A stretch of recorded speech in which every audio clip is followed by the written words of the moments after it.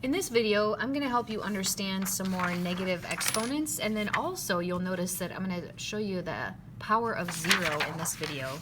And I want to refer back to this handy-dandy chart I made in my previous video here. This should be a 32 if that's not clear.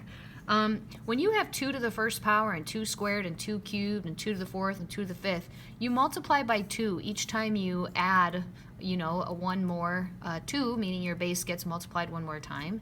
And when you go backwards, you'll see that any number to the 0 power is not 0. I feel like there's kind of a misconception there, but it actually is 1.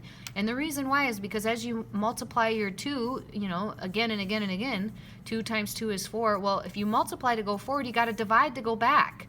And 2 divided by 2 is not 0, it's 1. And 1 divided by 2 is a half. And a half and half is a fourth. And half, right, keep dividing by 2, half of a fourth is an eighth. Half of an eighth is a 16th, and half of a 16th is a 1/32. And so any number to the 0 power, no matter how complicated or simple the term, will always be 1. So I wanted to just kind of review that real quick. So this entire term is taken to the 0 power, so that 0 is really distributing to every part of it. So your answer is just going to be 1 here. Now for the next one, -4. To the 0 power. Notice there is not parentheses here, and I want to show you this on the calculator. This is opposite of 4 to the 0 power. Well, 4 to the 0 power is 1, and opposite of that means -1. So notice how parentheses are going to greatly change your answer here, and if you type it in exactly as you see it, opposite of 4 to the 0 power, you're going to get -1.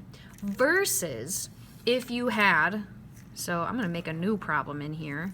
In parentheses, -4 to the 0 power, this is going to give you a whole different answer if I had parentheses. So I'm going to insert those. Okay, now if I had parentheses, I would get +1 because that means this whole term. Doesn't matter what's inside here. Anything to the 0 power is 1. So be careful with your parentheses or lack thereof parentheses so you get the correct sign for your answer. Now -6 to the -2nd power just means I want my -6 to go in the bottom of a fraction. Now -6 times -6 is going to be a +36 for my solution here. Now look at your negative sign here. Here it's inside, here it's outside. Opposite of 1/6 to the +2, or 1/36, and then apply that opposite sign. So just be careful where you have your negative inside or outside of parentheses. So again here, if you type it in exactly as you see it, parenthesis, -6, parenthesis, and then to the -2, you are going to get a fraction, and how you would convert that on this calculator is you'd hit second, and you'd hit this fraction button here. Oh, I guess it won't actually do it, but here, if I had done 1 divided by 36, you could compare your decimals exactly the same. Shoot, I thought that would do that. So anyway, similar thing here, opposite, and then your negative, and then 6 to the -2. Same ratio, 1/36, and this one's negative. 15x to the -3. Make sure only your letter or number that has the negative power is what changes floors on the fraction. The 15 does have a positive power, and it'd be +1.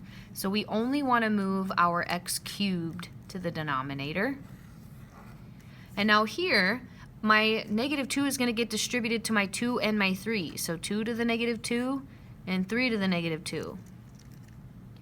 And now that means these are just on the wrong floor of the fraction. So flip them. You got 3 to the +2 now and 2 to the +2. And let's actually square these. 9 and 4. Here's the next one here. Opposite of 5 to the -2. I'm just going to ignore that opposite sign for a second. And I really want my 5 downstairs with a +2. This is going to be opposite of 1/25. And then -3 times x to the -2. So this has a positive power, and this guy has a negative power. So -3 stays up top, and your x squared gets bumped down below. And now notice where that negative sign is out front, so we'll kind of leave it out front. Now I'll address my x to the negative 2 is really 1 over x squared, and I need that opposite sign, so negative 1 over x to the 2. Now that negative sign, really technically, if no one's told you this before, that negative sign can be assigned to the numerator or denominator or just out front of your fraction. It does not matter where you put the negative, just as long as that you have one negative sign there. Maybe you want to try a couple more challenging problems. Check out the next video for the answers to these.